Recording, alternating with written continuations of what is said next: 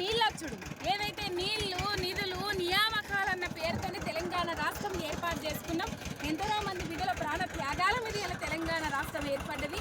ఒక శక్తి ఎవరు అవునన్నా కాదన్నా కేసీఆర్ ఒక శక్తి ముందటుండి నడిపిస్తే ఇలా తెలంగాణ రాష్ట్రం మనకు వచ్చింది. మొత్తం మీద ఇట్లా నిండు కుండ లెక్క రంగనాయక సాగర్ కానీ కొండపోచమ్మ కానీ ఇంకా అన్ని ప్రాజెక్టులు కానీ అసలు ఇట్లా మన తెలంగాణ రాష్ట్రానికి ప్రాజెక్టులు వస్తాయా?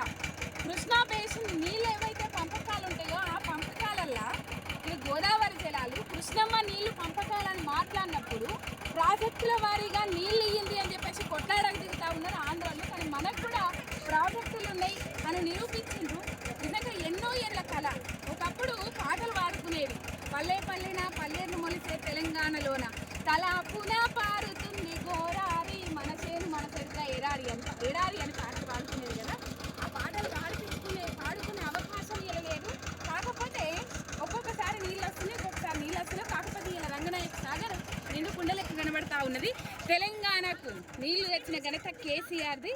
సిద్దిపేట గడ్డ మీద ఇలా కలకలలాడుతుందంటే హరీష్ అన్న కృషి. మొత్తం మీద మనం చూస్తూ ఉన్నాం. దీని ద్వారా పంటలు వండుతాయి, ఇంకా ఎన్నో విధాల బెనిఫిట్స్ ఉన్నాయి. మత్స్య సంపద పెరుగుతుంది.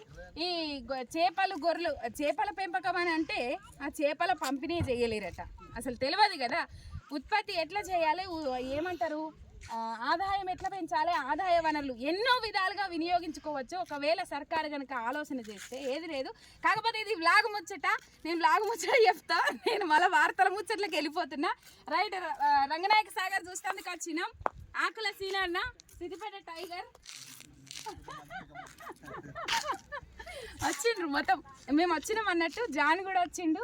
ఇది టీం అన్నట్టు, అన్న వాళ్ళ టీము. అందరం వచ్చినాం. నాకైతే ఫుల్ హ్యాపీ వల్ల 2018 నుంచి ఇప్పటిదాకా ఎప్పుడెప్పుడు చూస్తున్నా రంగనాయక సాగర్ అని అనుకున్నా.